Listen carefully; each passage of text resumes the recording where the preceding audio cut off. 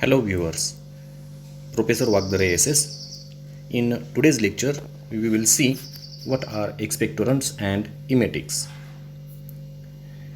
In this lecture, we will see the definitions of the expectorant and emetics, the mechanism by which the expectorant and emetics act, and the monographs of the compounds like ammonium chloride, potassium iodide, and antimony potassium tartrate. Expectorants.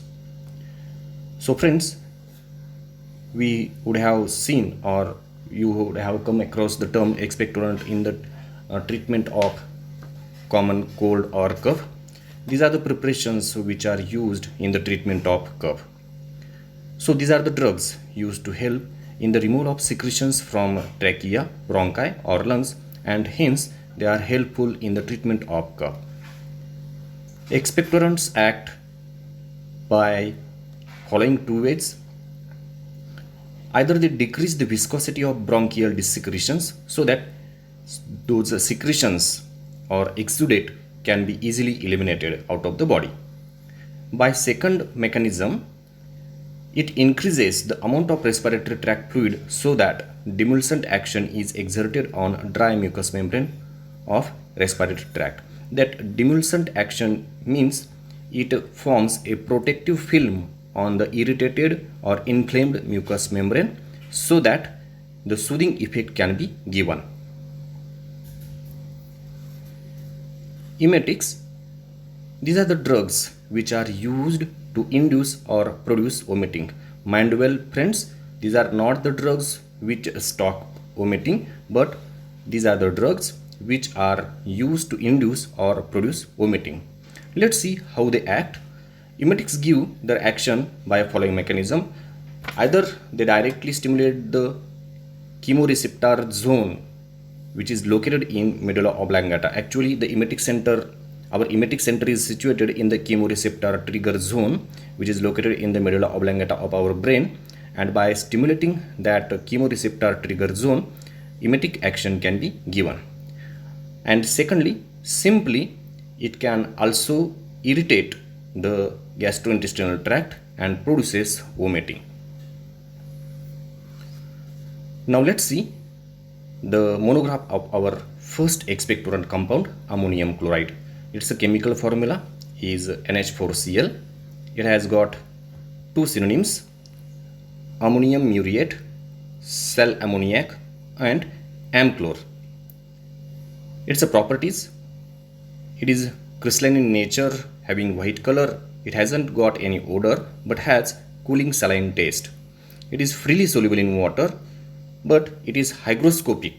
Hygroscopic means, in the previous lectures I told you that hygroscopic is any compound which has the ability or a tendency to absorb moisture from atmosphere. Secondly, it gives sublimation effect. That means on heating it sublimes without melting. Its uses: the first and main use of ammonium chloride is expectorant. It is one of the main ingredients of many cough mixtures. Second, it is also used as a diuretic. Friends, you know that diuretic is a drug which increases the urination. It is helpful in the excretion of basic drugs like amphetamine in the case of its overdose. It is also useful in the lead poisoning, in the treatment of lead poisoning by facilitating its excretion. It is also used as a systemic acidifier. You would be probably know that our pH of our blood is precisely maintained at 7.4. By some reason, though it is a rare condition, by some reason the pH of blood slightly raises above 7.4. That condition is known as systemic alkalosis. To maintain its pH or to decrease that increased pH, ammonium chloride is used in the form of systemic acidifier. Next drug, potassium iodide. Its a molecular formula Ki, synonyms kaliiodidum and potassium iodide or pot iode. Properties: it is white colored crystalline powder. It is odorless, but it is very soluble in water. Uses of potassium iodide.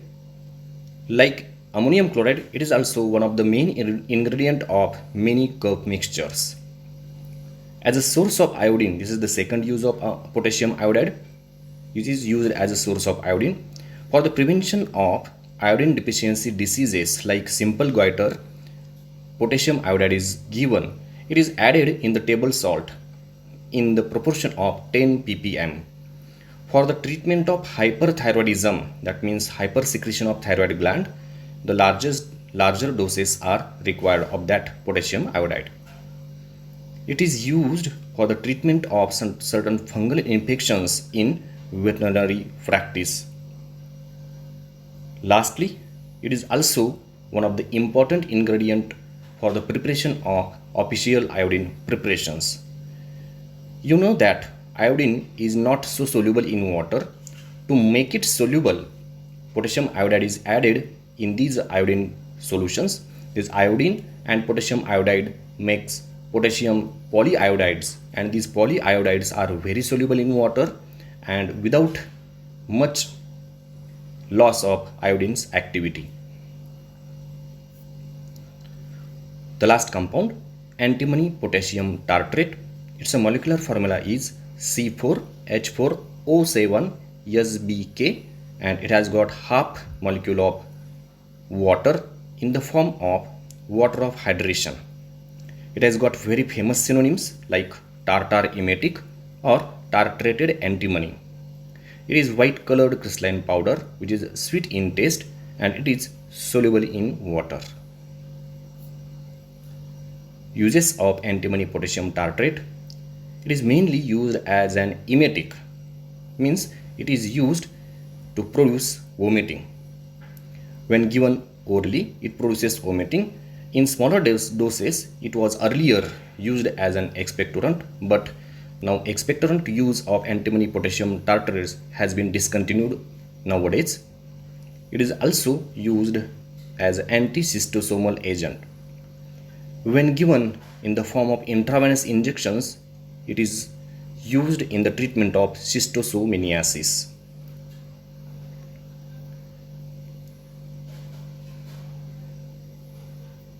Thank you.